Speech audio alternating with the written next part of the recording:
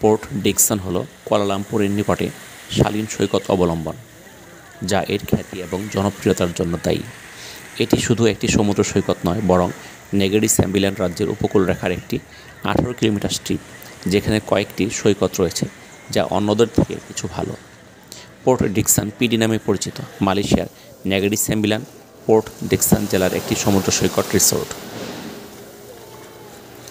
রাজ্যের রাজধানী সেরেম্বানের পরে এটি রাজ্যের দ্বিতীয় বৃহত্তম শহর। শহরের প্রশাসনে পোর্ট ডিকসন মিউনিসিপ্যাল কাউন্সিল দ্বারা পরিচালিত হয়, যা পূর্বে পোর্ট ডিকসন স্যানিটারি বোর্ড নামে পরিচিত ছিল।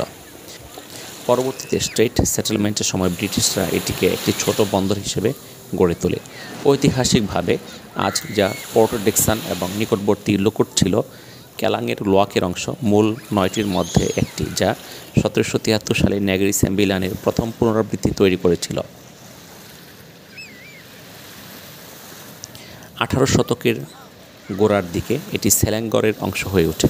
1880 সালের 30 জুলাই সিঙ্গাপুর সেলেঙ্গরের আব্দুল সামাদ রাজা বট সুঙ্গাই উজোংয়ের দাতু কেলানা এবং সেই সাথে ব্রিটিশদের মধ্যে একটি বৈঠক অনুষ্ঠিত হয়।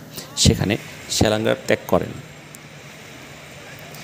লুকুট জেলা থেকে সুঙ্গাই উজোং পর্যন্ত শহরের কেন্দ্রস্থলে জালান রাজা আমান শাহের প্রিওয়ার দোকানঘর। 1820-এর দশকে লুকুতে টিনের আকরিক প্রচুর ছিল এবং চীনা অভিবাসী খনি শ্রমিকদের আকৃষ্ট করেছিল। ব্রিটিশরা এই অঞ্চলটিকে একটি পোতাশ্রয় হিসেবে দারুণ সম্ভাবনাময় বলে মনে করত এবং এর উদ্দেশ্য ছিল প্যাংকালান ক্যাম্পাস বন্দরটিকে ছেড়ে দেওয়া। দায়িত্বপ্রাপ্ত অফিসারের নাম ছিল ডিকসন এবং তারপরে তার নামে শহরটির নামকরণ করা হয়। অন্যরা দাবি করেন যে জন ফ্রেডরিক ডিকসন ঔপনিবেশিক সেক্রেটারি, স্টেট সেটেলমেন্ট একজন সিনিয়র কর্মকর্তা 1889 সালে পোর্ট ডিকসন এবং পোলাও আড়ং প্রতিষ্ঠা করেছিলেন। সি রুসার আশেপাশের এলাকাটি তার অসংখ্য সেনা ক্যাম্পের জন্য বিখ্যাত। 1933 সাল থেকে পোর্ট ডিকসন মালয়েশিয়ান আর্মি ক্যাম্পের আবাসস্থল, যেখানে আর্মি বেসিক ট্রেনিং সেন্টার, সেবাটাং কাড়া, সেজেন্টিং, সি রোসা এবং সুঙ্গালা। অর্থনীতি পোর্ট ডিকসনের দক্ষিণ শহরতলির বায়বীয় দৃশ্য, সি রোসা, সুঙ্গালা এবং তেলুক ক্যামাং। তানজুং তোয়ানের উপদ্বীপ দূর থেকে দেখা যায়। একটি অবলম্বন শহর, পোর্ট ডিকসন প্রাথমিকভাবে পর্যটনে সমৃদ্ধ, তবু অন্যান্য খাত রয়েছে যা এর অর্থনৈতিক প্রবৃদ্ধিতে অবদান রাখে। সেরেম্বানের পাশাপাশি পোর্ট ডিকসন হল মালয়েশিয়া ভিশন ভ্যালির অংশ। তানজুং গেমুক থেকে তানজুং তোয়ান পর্যন্ত 18 কিলোমিটার দীর্ঘ সমুদ্র সৈকত স্থানীয় দর্শনার্থীদের, বিশেষ করে ক্লাং উপত্যকাদের জন্য একটি ছুটির গন্তব্য।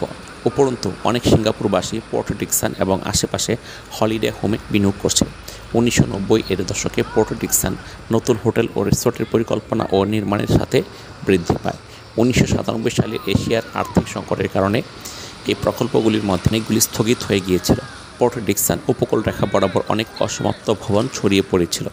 ভারত ও প্রশান্ত মহাসাগরকে সংযুক্ত করে মালাক্কার প্রণালী হল বিশ্বের 3টি জনবহুল দেশ ভারত, চীন ও ইন্দোনেশিয়ার মধ্যে সবচেয়ে ছোট সমুদ্রপথ।